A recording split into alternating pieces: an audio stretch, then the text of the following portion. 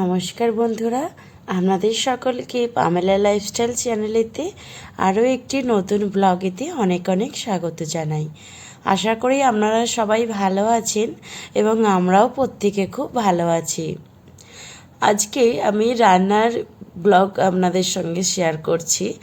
আজকে দুপুরে কী কী মেনু হবে, কিভাবে প্রিপেয়ার করলাম, তো সেই সমস্ত নিয়ে আজকে এই ভিডিওটি আপনারা শেষ পর্যন্ত দেখবেন। একটা দারুণ স্বাদের ভিন্ন আমি ডালের রেসিপি আপনাদের সঙ্গে শেয়ার করব। আমরা তো ডাল মূলত অনেক রকমভাবেই খেয়ে থাকি, তো আপনারা প্লিজ ডালটাকে এইভাবে একবার ট্রাই করে দেখবেন। বাড়িতে দেখবেন মাছ মাংস ফেলে রেখে আপনাদের এই ডাল দিয়েই সবাইরা ভাত খেয়ে একদম থালা শেষ করে ফেলছে। তো চলুন তারই জন্য প্রিপেয়ার করার জন্য প্রথমেই তো আমি 2 ঘন্টা মতন আগে, কিংবা আপনাদের হাতের সময় কম থাকলে 1 ঘন্টা মতন আগে ভেজালেও চলবে, মুগের ডাল নিয়েছি আমি এইখানে করার জন্য রেসিপিটি। তো মুগের ডালকে 2 ঘন্টা আগে পরিষ্কারভাবে 2-3 বার করে জল পাল্টাই করে ধুয়ে আমি ভিজিয়ে রেখেছিলাম একটি চাপা দিয়ে। এরপরে 2 ঘন্টা হয়ে যাবার পরে এদিকে আমি সমস্ত রান্নার কাজ করতে যখন চলে এলাম, তখন ওই রান্নাটা প্রিপেয়ার করবে বলে তারই প্রস্তুতি নিলাম। মিক্সার জারেতে ডালটা তুলে রাখলাম। এরপর আমি ওটাকে ভালো করে মিক্সারের সাহায্যে ডালটা বেটে নেব আর কি। আর এদিকে ভাতটা করব, যে তার জন্য তো জল গরম হয়ে গেছে, তো হাঁড়ির মধ্যে ওই জন্য ভাতটা, এই চালটা আমি আর কি তুলে দিলাম। চালটা আগে তো দেখালাম যে ধুয়ে রেখে দিয়েছিলাম। যেহেতু আমাদের এখানে এই জলটা টকবক করে যে ফুটছে, তার 10 মিনিট কি 7 মিনিট পরেই না ভাতটা রেডি হয়ে যায়, বেশি সময় লাগে না। আর এইদিকে দেখুন পালং শাকও রান্না হবে বলে ঝুড়িতে আমি পালং শাকও কেটে রেখে দিয়েছি। আর এই যে ডালটা দেখতে পাচ্ছেন, ডালেতে কিন্তু বাটার সময় সামান্য জল দিলে চলবে না। ডালটা কিন্তু এইভাবে খুব ভালোভাবে স্মুথভাবে আর কি বেটে নিতে হবে। আমি কিন্তু একটুও জল দিই না। আর দেখুন মেয়েটা কি সুন্দর খেলছে।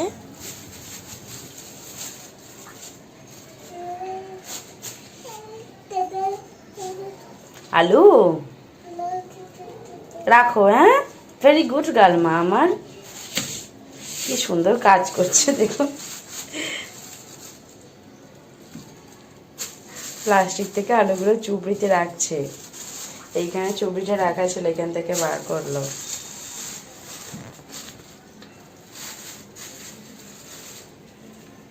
ঠিক রাখছেও দেখুন।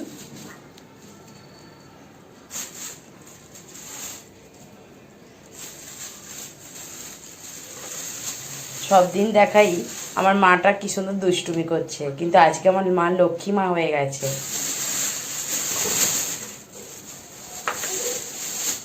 তাড়াতাড়ি এবার করতে চাইছে, সামনে নিয়ে নিল প্লাস্টিকটা। এই দেখুন মা, একটু এদিকে তাকাও তো, হাই করে দাও। দেখছেন, নমস্কার মা, নমস্কার করো তো, নমস্কার নমস্কার। কত সুন্দর আমার মা। একটা ফ্লাইং কিস দিয়ে দাও।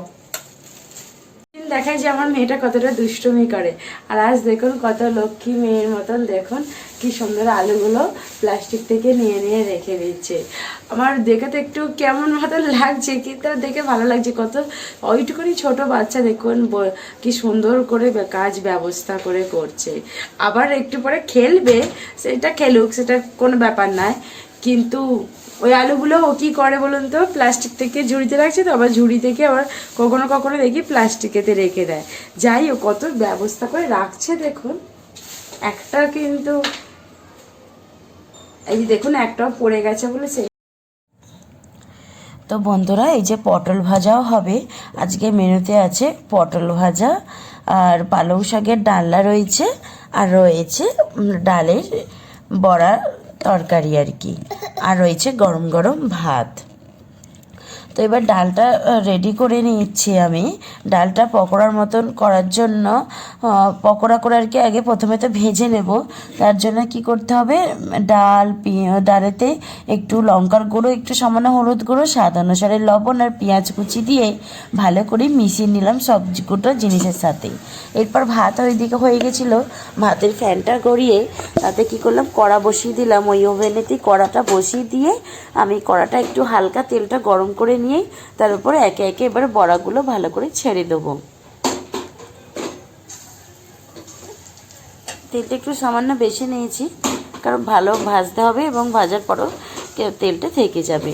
আর গ্যাসের ফ্লেম একদমই হাই রাখবেন না, আমি মিডিয়াম টু লো রেখেছি। মিডিয়াম টু হাই রাখারও কোনো প্রয়োজন নেই।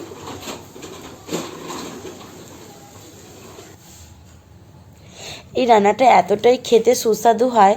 আর আপনারা চাইলে তরকারি মতন না করে এরকম পকোড়া করে তো খেতেও খুব সুস্বাদু লাগে, খুব সুন্দর লাগে খেতে। আমাদের তো বাড়িতে এরকমভাবে রান্না করে যদি মাছ করি না, আমরা দাদাভাই মাছ ততটা ভালো লাগবে না, বলবে আমাকে এইটাই দাও, এইটা দিয়ে আমি ভাত খেয়ে নিচ্ছি। এতটাই সুস্বাদু হয় রান্নাটা। আর দেখুন হেলদিও তো আছে, তো ডালেতে আর অন্য কিছুই তো দেয়া নেই। আমরা কেন লঙ্কার গুঁড়োটা দিলাম, কেননা কাঁচা লঙ্কার থেকে লঙ্কার গুঁড়োটা আর কি বেশি ভালো লাগবে। আর শুধু যদি পকোড়া করে খেতে চান তো কাঁচা লঙ্কাও দিতে পারেন, আর তরকারি তো দিতে পারেন। অ্যাকচুয়ালি আসলে আমার মেয়েকে তো আপনাদেরকে বলি যে আমার মেয়ে না কাঁচা লঙ্কার তরকারিটা করলে না ততটা বেশি ওর মনে হয় বেশি ঝালটা লাগে, খেতে ভালো লাগে না। ওই জন্য আমি গুঁড়ো লঙ্কাটাই দিই, দেখবেন আপনারা। আর যেই খাবার মূলত আমরাই একা খাবো, মানে ওর পাপাতে আমাতে মেয়েকে দেবো না সেই খাবারটা, সেই রকম কোনো কিছু হলে তখন কিন্তু আমি কাঁচা লঙ্কাটা ব্যবহার করি। এই দেখুন পকোড়াটা এপিট ওপিট করে আমি লাল করে ভালো করে ভেজে নিয়েছি। এরপর আমি এবার তুলে রাখছি, এর থেকে বেশি আর লাল কিছু করব না।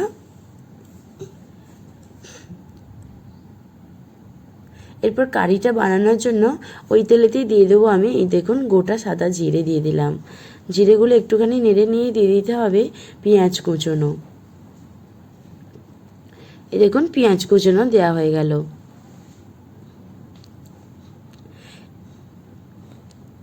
এই যে দিদিভাইয়ের ছেলে যে জানলাতে রান্না করছি না, আর ও এসেছিল, ওকে বললাম এইদিকে একটু সরে দাঁড়াও, কারণ না তোমার হচ্ছে রান্না করলে একটা ঝাঁঝ মতন টাইপের তো লাগে, ওই জন্য বললাম একটু এইদিকে সরে দাঁড়াও।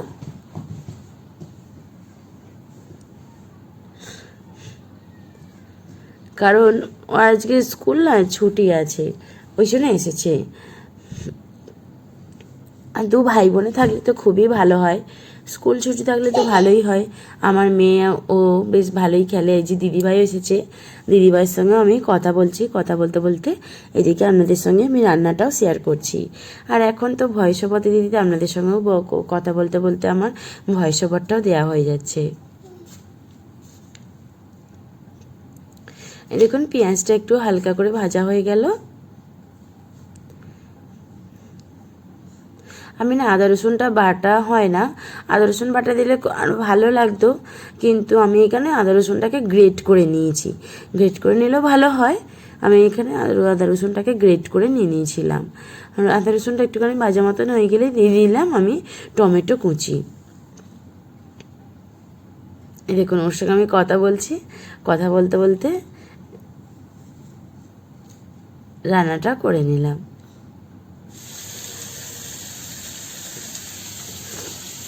তো বন্ধুরা, আমার এই ভিডিওটা যদি আপনাদের ভালো লেগে থাকে তো একটি লাইক এবং কমেন্টের মাধ্যমে কিন্তু জানাতে ভুলবেন না আপনাদের মতামতটা। এই দেখুন কতটা লোভনীয় হয়েছে। আমি তো এই যে এতগুলো কিন্তু না দেখলেনি তো, এর থেকেও কিন্তু বেশি হয়েছিল পকোড়া। আমি কিন্তু রান্না করতে করতে মানে একটা করে পকোড়া মুখে নিচ্ছি, হাত ধুচ্ছি, আবার খুন্তিতে হাত দিচ্ছি, দিয়ে আবার রান্নাটা শুরু করছি, এইভাবেও করছি। দেখুন আমার মুখটা দেখলে আপনারা বুঝতে পারবেন কতটা খুশি আমি পকোড়াগুলো পেয়ে। আর দেখুন ভালো করে মশলাটা আমার কষানো হয়ে গেছে, লবণ, লঙ্কার গুঁড়ো, হলুদ গুঁড়ো দিয়ে ভালো করে আমি মশলাটা কষে নিয়েছি। আর টমেটোটাও পুরোটা গলে গেছে আর তেল ছাড়তে শুরু করে দিয়েছে মশলার গা থেকে। এই পর্যায়ে আমি সামান্য মতন জল দিয়ে দেবো। এই যে জল দিয়ে দিয়েছিলাম, ঝোলটা আমার ফুটে উঠেছে। এরপর ভেজে রাখা যে পকোড়াগুলো বা বড়াগুলো আমি দিয়ে দিলাম।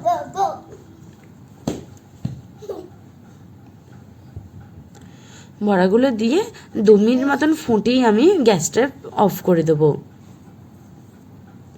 এই দেখুন রান্নাটা আমার কমপ্লিট হয়ে গেছিলো। মেয়েটা এসেছি মানে দাদার সঙ্গে খেলছিল, ওকে ওদের বাড়ি থেকে নিয়ে এলাম, নিয়ে এসে আবার আপনাদের সঙ্গে শেয়ার করছি। দেখুন কতটা জলটা টেনেও নিয়েছে, ডাল তো জল তো একটু টেনেই নেবে, কিন্তু আমি এতে একটুকু কিন্তু বেসন দিই না। আপনারাও বন্ধুরা বেসনটা দেবেন না, যতটাই চেষ্টা করবেন শুধু ডালটা দিয়েই বানানো। আর আমি যেইভাবে বানিয়েছি আপনারাও সেইভাবে বানিয়ে একবার অন্তত দেখবেন, বাড়িতে সবাই কিন্তু আপনার প্রশংসা করতে বাধ্য হবে। আর এই যে পালং শাকের ডালনাটাও হয়ে গেছিলো আমার। আর পটল ভাজা তো আপনারা দেখতেই পেলেন, তখন শেয়ার করলাম। পালং শাকের ডালনাটা শেয়ার করা হলো না, যেহেতু এর আগে আমার চ্যানেলেতে পালং শাকের ডালনা না শেয়ার করেছি। অবশ্যই আমি আরও করব, কিন্তু যেহেতু আজকে এই রান্নাটা দেখালাম বলে তাই আর শেয়ার করলাম না। এই দেখুন ভাতও হয়ে গেছে। এবার আমি মেয়ের আর আমার জন্য খাবারটা ভালো করে থালা করে বেড়ে নেব। আর বন্ধুরা যারা আমার চ্যানেলেতে নতুন আছেন তাদের জন্য অবশ্যই একটি অনুরোধ, চ্যানেলটি সাবস্ক্রাইব করে পাশে থাকা বেল আইকনটি ক্লিক করে রাখবেন। আমার প্রতিদিনের নতুন নতুন ভিডিও আমি দিয়ে থাকি, তা আপনাদের কাছে অবশ্যই নোটিফিকেশান চলে যাবে এবং আমার ভিডিও আপনারা দেখতে পাবেন।